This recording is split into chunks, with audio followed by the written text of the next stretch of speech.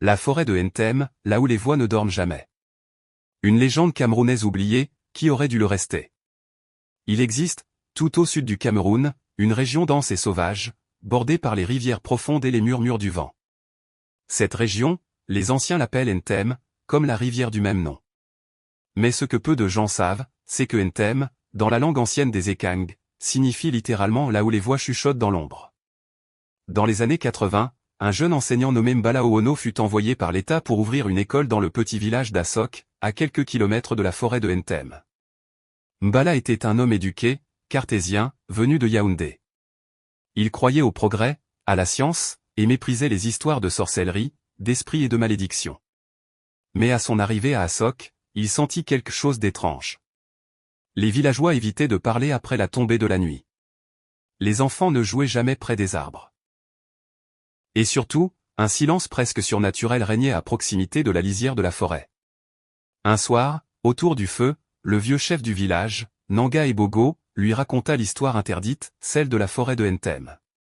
Autrefois, dit-il d'une voix grave, Ntem était un lieu sacré. Les esprits des ancêtres y reposaient en paix.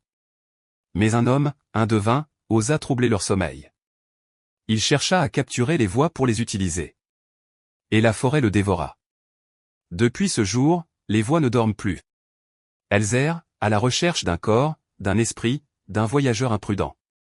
Mbala, amusé, prit cela comme une fable destinée à faire peur aux enfants. Mais quelques jours plus tard, tout bascula. Une nuit, vers 1 heure du matin, Mbala entendit des pleurs. Des pleurs d'enfants, venant de la forêt.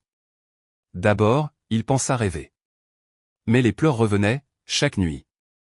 Toujours à la même heure. Intrigué, il décida d'enquêter. Il prit une lampe torche, son vieux magnétophone, et marcha jusqu'à la lisière de la forêt. Le silence était lourd. Les feuilles ne bougeaient pas. Même les insectes semblaient fuir cet endroit.